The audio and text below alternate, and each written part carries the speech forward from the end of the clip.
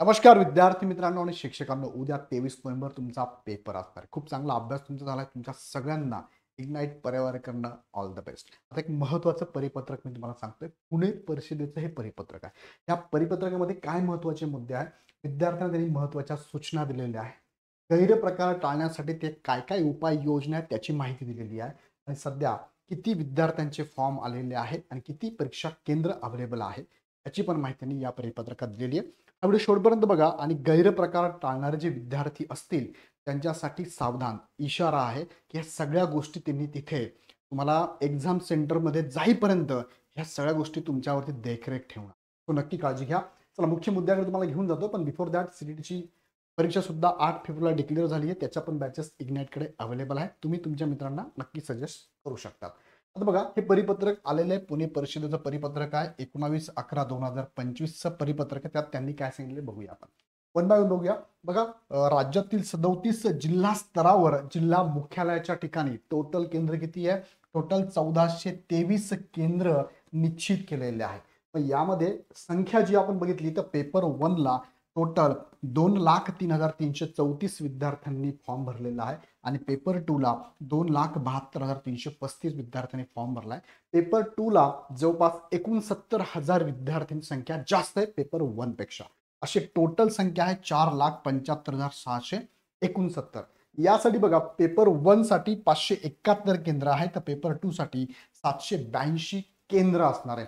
प्रत्येक वर्गखोली आणि परिसरात सीसीटीव्ही कॅमेरे बसवण्यात आलेले आहेत. तुम्ही त्या शाळेच्या प्रिमायसिसमध्ये गेलात की सीसीटीव्ही कॅमेऱ्याच्या अखत्यारीत तुम्ही असणारे लक्षात घ्या. परीक्षा केंद्रावर कोणत्याही प्रकारचा गैरप्रकार रोखण्यासाठी राज्य परीक्षा परिषदेमार्फत सुरक्षा तपासणीसाठी सुविधा दिलेल्या आहेत. सदर सुविधा कोणकोणत्या समजून घ्या. पहिला मुद्दा की फ्रिस्किंग, ज्याला आपण HHMMD म्हणतो. परीक्षा केंद्राच्या कामकाजामध्ये कार्यरत असणारा सर्व परीक्षार्थी, त्यामध्ये दिव्यांग उमेदवार, त्यांचे लेखनिकासह यांचे मेटल डिटेक्टरच्या सहाय्याने फ्रिस्किंग केले जाणार आहे. परीक्षार्थींनी इलेक्ट्रॉनिक साहित्य, आता फ्रिस्किंग म्हणजे काय, तुमच्याबरोबर कोणतीही इलेक्ट्रॉनिक वस्तू जाणार नाही याची काळजी घेतली जाणार आहे. डिजिटल जसं की मोबाईल असेल, स्मार्ट वॉच असेल, कॅल्क्युलेटर असेल इत्यादी उपकरणं तुम्हाला परीक्षा केंद्रामध्ये घेऊन जाता येणार आहे. दुसरा मुद्दा आहे, परीक्षार्थी यांचे बायोमेट्रिक फेस रेकग्निशन आणि तपासणी सुद्धा होणार आहे. म्हणजे प्रत्येक परीक्षार्थीची हँड होल्ड मेटलने डिटेक्टरने, म्हणजेच हँड होल्ड मेटल डिटेक्टर म्हणतो आपण त्याला, सहाय्याने काय होणार आहे, तपासणी केली जाणार आहे.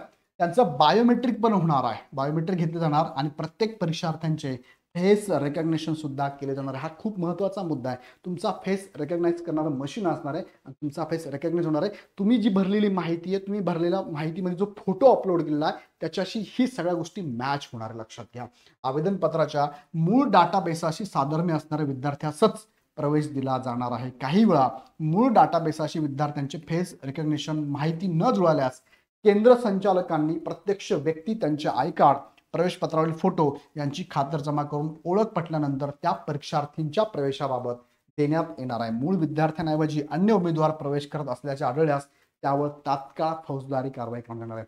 तो घाबरून जायची गरज नाही, पण जो गैरप्रकार करेल त्याला मात्र घाबरावं लागेल. आणि जे विद्यार्थी आहे प्रॉपर आहेत त्यांचं जरी फेस रेकग्नायझेशन झालं नाही तरी तिथले असणारे जे संचालक असतील त्या केंद्राचे, ते तुम्हाला पर्सनली भेटून तुमचे सगळे डॉक्युमेंट चेक करून तुम्हाला अलाउड करणार आहे. ह्या दोन गोष्टी. तिसरं आहे यामध्ये सीसीटीव्ही कॅमेरा. बघा, म्हणजे परीक्षा दालनामध्ये केंद्राच्या प्रवेशद्वारावर केंद्र संचालकांच्या कक्षात सीसीटीव्ही कॅमेरे बसवण्यात आले आहे. सदर कॅमेऱ्यांचा लाईव्ह ऍक्सेस शिक्षणाधिकारी कार्यालय परीक्षा परिषदेला घेतला जाणार आहे. त्यामुळे सर्व परीक्षा दालनांवर जिल्हा राज्य स्तरावरून संनियंत्रण ठेवले जाणार आहे. ऍक्सेस हा आर्टिफिशियल इंटेलिजन्स बेस असल्याने अत्यंत काटेकोरपणे हे संनियंत्रण होणार आहे. यामध्ये सीसीटीव्ही बाबत गैरकृत्य केल्यास, तुमच्या हालचाली संशयास्पद वाटल्या तरी सुद्धा तुमची चेकिंग केली जाणार, लक्षात घ्या. पर्यवेक्षकांनी वेळोवेळी परीक्षा कक्षात फेऱ्या न मारल्यास, विद्यार्थ्यांनी त्यांची बैठक व्यवस्था हलवल्यास अथवा परीक्षेच्या अनुषंगाने अनावश्यक हालचाली इत्यादी बाबी झाल्यास लगेच सूचना जिल्हा स्तरावर नियंत्रण कक्षास व परीक्षा परिषदेस प्राप्त होणार आहे. हा एक महत्वाचा मुद्दा. फोटो व्ह्यू बघा. फोटो व्ह्यू मध्ये काय, पहिली सुविधा म्हणजे फोटो व्ह्यू मध्ये मागील केंद्र व राज्य शासनाच्या वतीने मागील वर्षांमध्ये घेण्यात आलेल्या सर्व महाराष्ट्र शिक्षक पात्रता परीक्षा म्हणजे Mahatet 2025 परीक्षांमधील उमेदवाराचे proxy exam prevention photo नावे आपल्या परीक्षेमध्ये उमेदवारांसोबत पडताळणी करण्यात येणार. म्हणजे पाठीमागे काही विद्यार्थ्यांनी गैरप्रकार केले असेल तर त्यांचे फोटो व्ह्यू होणार.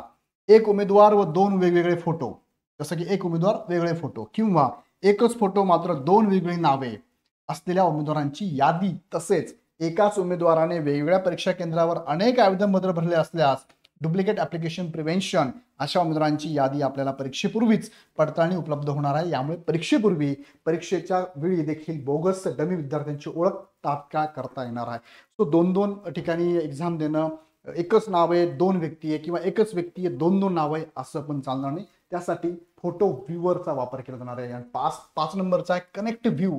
कनेक्टिव्ह मध्ये काय, परीक्षा केंद्र संचालक, परीक्षा संचालन कक्ष, महाराष्ट्र राज्य परीक्षा परिषद कक्ष यांच्याकडे हॉटलाईनचे फोन उपलब्ध असतील. सदर सुविधेमार्फत आवश्यकतेनुसार संबंधितांशी संपर्क साधला जाईल व फोनच्या माध्यमातून दिवसभर नियमितपणे केंद्र संचालकासाठी विविध सूचना एकाच वेळी निर्गमित करता येतील. दिलेल्या सूचनांचे संपूर्ण रेकॉर्ड उपलब्ध असणार आहे, जेणेकरून महाराष्ट्र शिक्षक पात्रता परीक्षेमधील पारदर्शकता, विश्वासार्हता कायम राहून परीक्षा शिस्तबद्ध पद्धतीने घेण्यात येईल.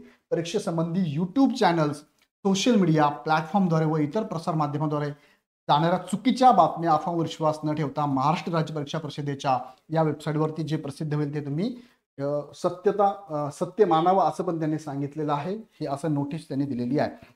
तो एकंदर इथे तुम्हाला बघायला मिळतं की इथे एक्झामला जात असताना खूप मोठी त्यांच्याकडनं सिक्युरिटी घेतली जाणार आहे.